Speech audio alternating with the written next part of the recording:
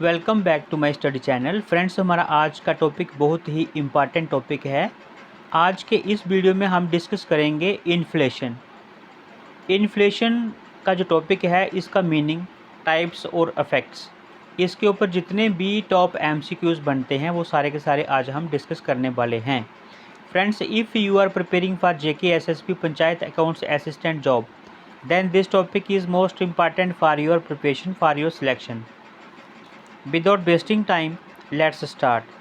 Friends, question को repeat करने के बाद में मैं आपको 5 सेकंड का टाइम दूंगा and you have to guess the right answer. Question number 1 is the cause of inflation is a is increase in money supply, b is fall in production, c है यहाँ पे increase in money supply and fall in production. So guys guess the answer. The cause of inflation is increase in money supply होता है, fall in production होता है, या फिर increase in money supply and fall in production होता है, या फिर decrease in money supply and fall in production होता है। सो यहाँ पे बताइए आप। The cause of inflation is, the cause of inflation is, here the right answer is. I hope आपने आंसर टिक कर लिया होगा। यहाँ पे जो राइट आंसर बनता है वो है आपका option C, that is increase in money supply and fall in production. Question number 2 is inflation implies A is rise in budget deficit, B is rise in money supply, C है यहाँ पे rise in general price index and D है यहाँ पे rise in prices of consumer goods. Inflation implies, guess the answer friends. Inflation implies, here the right answer is option C, that is rise in general price index. Inflation implies rise in general price index. Question number 3 is the situation with increasing unemployment and inflation is termed as, the situation with increasing unemployment and inflation is termed as, A is hyperinflation, B is galloping inflation, C है यहाँ पे stagflation और D है यहाँ पे रेफ्लेशन। ठीक है, सो आप गेस कीजिए। रेफ्लेशन है, स्टैग फ्लेशन है, या फिर गैलोपिंग इन्फ्लेशन है, हाइपर इन्फ्लेशन है। The situation with increase unemployment and inflation is termed as, उसे क्या कहते हैं? Question number 3 and the right answer is, the situation with increase in unemployment and inflation is termed as, option C is the right answer, that is stagflation. Next question is question number 4. Which of the following can be used for checking inflation temporarily? यहाँ पे पूछा गया है which of the following can be used for checking inflation temporarily. जो टेम्पोरेरीली inflation है उसको check करने के लिए क्या यूज़ किया जाता है? Here a is increase in wages, b है decrease in money supply, c है डिक्रीज़ इन टैक्सेस और डी है यहाँ पे none of these. So which of the following can be used for checking inflation temporarily? Here answer is question number 4 and the answer is, I hope आपने answer tick कर लिया होगा। Option B is the right answer, that is decrease in money supply. Next question is, an essential attribute of inflation is, an essential attribute of inflation is, A is fall in production, B is increase in price, C is absence of black market और D है यहाँ पे presence of black market.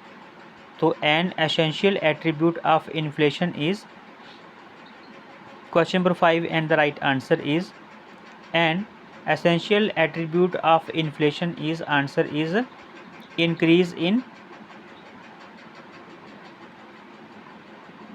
यहाँ पे question number है या 5 और इसका आंसर है आपका option B, increase in prices. यहाँ पूछा गया है an essential attribute of inflation is increase in prices is the right answer.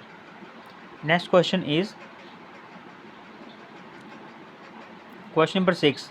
The period of high inflation and low economic growth the period of high inflation and low economic growth is termed as a is stagnation, b is take off stage in economy, c is stagflation और D है यहाँ पे none of these. ठीक है, none of these stagflation. तो यहाँ पे the period of high inflation and low economic growth is termed as, here the right answer is question number 6 and the right answer is option c is the right answer, that is stagflation. Next question is implies a case of, implies a case of, क्या implies a case of? This is question number 7. implies a case of, A is galloping inflation, B है recession plus inflation, C है यहाँ पे adverse balance of trade और D है यहाँ पे rising wages and employment. implies a case of, here the right answer is option implies a case of, option B is the right answer, that is recession plus inflation. Question number 8 is a steady increase in the general level of prices as a result of excessive increase in aggregate demand as compared to aggregate supply is termed as A. Steady increase in the general level of prices as a result of excessive increase in aggregate demand as compared to aggregate supply is termed as, A है यहाँ पे demand pull inflation, B है cost push inflation, C है स्लैगफ्लेशन और D है यहाँ पे structural inflation. So A steady increase in the general level of prices as a result of excessive increase in aggregate demands as compared to aggregate supply is termed as, I hope आपने answer tick कर लिया होगा। Question number 8 and the right answer is option A, that is demand pull inflation. Question number 9 is a very rapid growth in prices in which money, a very rapid growth in prices in which money loses its value to the point where even water may be preferable is known as, here A is inflation, B है यहाँ पे hyper inflation, C है यहाँ पे deflation और D है यहाँ पे DC डिस इन्फ्लेशन। तो क्या चीज़ है यहाँ पे, एक बार फिर देखते हैं क्वेश्चन फ्रेंड्स, तब तक आप जो है राइट ऑप्शन लगाइए। ए very rapid growth in prices in which money loses its value to the point where even water may be preferable is known as, तो यहाँ पे ऑप्शंस जो है इन्फ्लेशन है, हाइपर इन्फ्लेशन है, डिफ्लेशन है और डिस इन्फ्लेशन है। सो gas the answer question number 9 and the right answer is, उसे कहते हैं हाइपर इन्फ्लेशन, जिसमें पैसे की वैल्यू जो है वो क्या हो जाती है, आपकी ख़त्म हो जाती है, मतलब कम हो जाती है और चीज़ों की वैल्यू जो है वो बढ़ जाती है, उसे कहते हैं hyper inflation. Question number 10 is inflationary gap is a situation characterized by, inflation gap is a situation characterized by, here a is excess of aggregate demand over aggregate supply at the full employment level, b यहाँ पे है gap between galloping inflation and runaway inflation, c है यहाँ पे inflation coupled with recession और D है यहाँ पे inflation that usually prevails in the developing country. यहाँ पे क्वेश्चन नंबर जो आपका 10 है, इसका आप बताइए क्या आंसर है। Inflationary gap is a situation characterized by, here the right answer is option, I hope आपने आंसर टिक कर लिया होगा, a, that is excess of aggregate demand over aggregate supply at the full employment level. Next question is question number 11, which of the following is wrongly matched, a is depression insufficient demand causing large scale unemployment of man and machinery over a long period of time, b यहाँ पे है recession reduction in demand and production slash investment over a short period of time. C है यहाँ पे stagflation, slow pace of economic activity due to falling prices. और D है यहाँ पे boom rapid and all round spurt in economic activity. So guys guess the answer. This is question number 11। Which of the following is wrongly matched. Here the right answer is, जो question number 11 है इसका right answer है आपका stagflation, slow pace of economic activity due to falling prices. जो stagflation क्या होता है, slow pace of economic activity due to falling of prices, this is incorrect. Next question is the inflation experienced in the country at present is. The inflation experienced in the country at present is, the inflation experienced in the country is at present. Question number 12 ए यहाँ पे है, galloping inflation है, secondary inflation है, unrealistic inflation है, या फिर cost push inflation है। यहाँ पे बोला है the inflation experienced in the country at present is. बहुत ही अच्छा क्वेश्चन है। Here the right answer is question number 12 and the right answer is cost push inflation. Option D is the right answer. Next question is devaluation means। devaluation means A is converting rupee into gold, B is lowering of the value of one currency in comparison of some foreign currency, so C is making rupee dearer in comparison to some foreign currency, और D है यहाँ पे none of these। Question number 13 guys, guess the answer। here devaluation means, here the right answer is, क्या है यहाँ पे right answer? Option B is the right answer. 13 का b, that is lowering of the value of one currency in comparison of some foreign currency. Next question is monetary policy is regulated by. जो monetary policy है उसको regulate कौन करता है? Monetary policy is regulated, monetary policy is regulated by. A is money lenders, b is central bank, c है यहाँ पे private entrepreneurs, और डी है यहाँ पे government policy. Monetary policy is regulated by, here the right answer is question number 14 and the right answer is monetary policy is regulated by. बहुत ही important question है फ्रेंड्स, आंसर जो है आपने लगा लिया होगा। Option B is the right answer, that is central bank. Monetary policy is regulated by central bank. Next question is question number 15 1 rupee currency notes bearer the signature of. 1 rupee currency notes wear the signature of। A is Prime Minister of India, B is President of India, C is Finance Minister of India, और D is Finance Secretary of India। 1 rupee currency notes bear the signature of। Question number 15 का जो right answer है वो क्या है आपका? Option d is the right answer. उस पर होते हैं फाइनेंस सेक्रेटरी ऑफ इंडिया के साइन। ठीक है। Next question is question number 16 10 rupee note wear the signature of. अभी फ्रेंड्स ऐसा है, हम पैसा जो है हमारे पास आता है, हम खर्च भी करते हैं, लेकिन कभी भी गॉड ने हमें जो है इतना अच्छा सब कुछ दिया है, फिर भी हम जो है आंखें बंद करके पैसा जो है वो खर्च करते हैं, ले लेते हैं, लेकिन कभी देखते तो हैं हम, लेकिन हमें याद नहीं रहता कि हैं किसके साइन। नाम तो याद रहता है, जैसे कि कभी कभी होता था राणा मल्होत्रा, कभी कोई होता था, तो लेकिन क्या है जो उनकी अपॉइंटमेंट है उसके बारे में हम कभी सोचते नहीं हैं। सो यहाँ पे लिखा है 10 rupee नोट्स जो है बियर द सिग्नेचर ऑफ। जो 1 rupee का नोट है उस पर होते हैं फाइनेंस सेक्रेटरी ऑफ इंडिया के साइन, और जो 10 rupee नोट है उसके ऊपर किसके साइन होते हैं? प्रेसिडेंट के होते हैं, फाइनेंस मिनिस्टर के होते हैं, सेक्रेटरी मिनिस्ट्री ऑफ फाइनेंस के होते हैं, या फिर governor Reserve Bank of India के होते हैं। ये हमें देखना है, क्वेश्चन बनता है बहुत ही important. Here the right answer is 10 rupee note wear the signature of.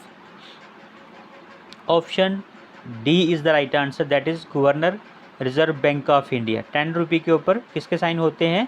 Governor Reserve Bank of India के sign. Next question is when was the decimal system of currency introduced in India. When was the decimal system of currency introduced in India. Question number 17 and the right answer is, options है यहाँ पे 1948, 1950, 1954, 1957।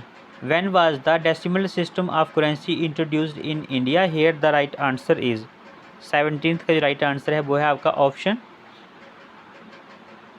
D, that is 1957। ठीक है, यहाँ पे लिखा है इन्होंने when was the decimal system of currency introduced in India. Here right answer is 1957। This is the right answer. Next question is,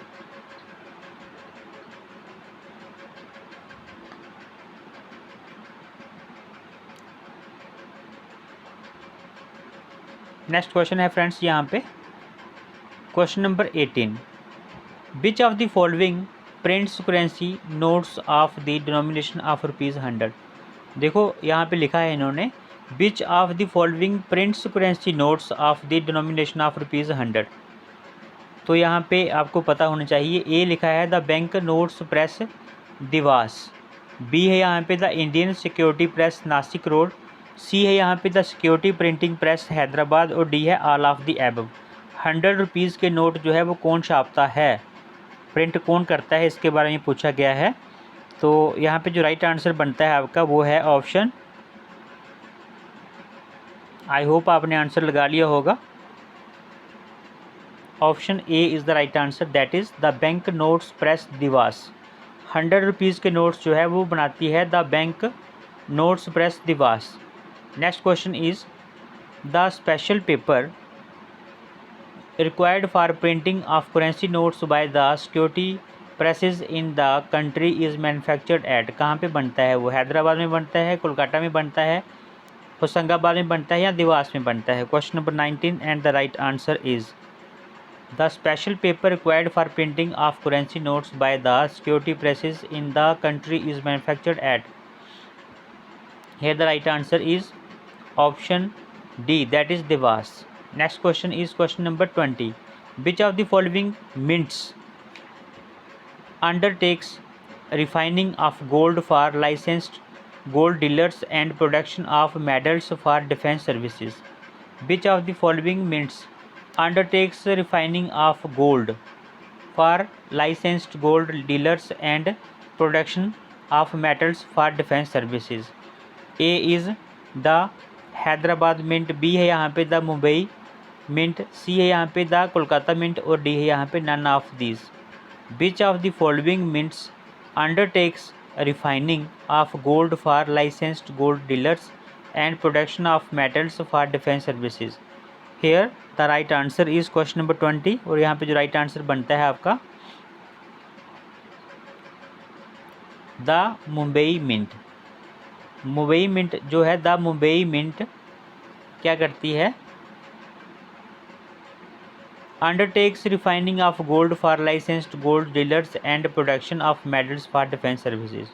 answer is the Mumbai mint. Next question is question number 21, to meet the growing needs of for coins in the country where does the government propose to set up another mint. To meet the growing need for coins in the country where does the government propose to set up another mint। कहाँ पे लगाने की सोची है, नासिक में, होशंगाबाद में, देवास में या फिर नोएडा में। So here the right answer is question number 21। Here the right answer is option D, that is Noida. ये बहुत अच्छा क्वेश्चन है friends. Next question is, how many languages are used on a 10 rupee note. बहुत ही important question है। Options are 2, 7, 10, 15. How many languages are used on a 10 rupee note? Options are 10 रुपये के note की बात हो रही है यहाँ पे, 2, 7, 10, 15। Here the right answer is question number 22 का राइट आंसर है ऑप्शन डी, दैट इज़ 15। 10 रुपये के नोट के ऊपर जो है 15 लैंग्वेज जो है वो छपी होती हैं। Question number 23 is convertibility of the rupee implies, A is being able to convert rupee notes into gold। Convertibility of the rupee implies being able to convert rupees into notes into gold। So next is freely permitting the conversion of rupee to other major currencies and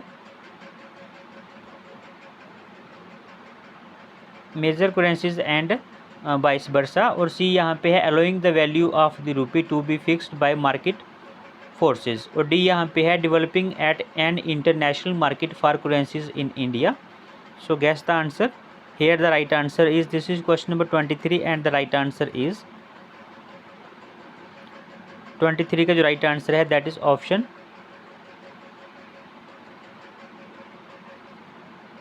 B is the right answer. Freely permitting the conversion of rupee to other major currencies and vice versa. Question जो है वो क्या था, एक बार फिर देख लेते हैं। ये था convertibility of the rupee implies freely permitting the conversion of rupee to other major currencies and vice versa। Option B is the right answer। Question number 24 is black money is, अभी ये क्वेश्चन बहुत important है। Black money is counterfeit currency, illegally earned money. उसके बाद c है यहाँ पे money earned through under hand deals. और डी यहाँ पे है income on which payment is of tax is usually evaded. So यहाँ पे what is the definition of black money. Black money is क्या है black money. Here the right answer is, I hope आपने answer लगा लिया होगा friends. Black money is option D, that is income on which payment of tax is usually evaded. Next question is question number 25। Broad money in India is, a is M1 M2 M3 M4। तो जो broad money of India is, I hope आपने answer लगा लिया होगा। Broad money in India is, यहाँ पे जो right option बनता है broad money in India is, here the right answer is option C, that is M3। Broad money in India is M3। So friends, today we have discussed 25 most important questions of this topic. I hope आपको ये video अच्छा लगा होगा। Friends, if you are new on my channel, please subscribe my channel and press the bell icon to get our latest videos. Friends, अगर आपको video अच्छा लगा तो प्लीज़ आप इस वीडियो को लाइक कर सकते हैं। Thanks for watching this video friends. Prepare well, perform well. Take care, मिलते हैं नेक्स्ट वीडियो में, तब तक के लिए बाय बाय।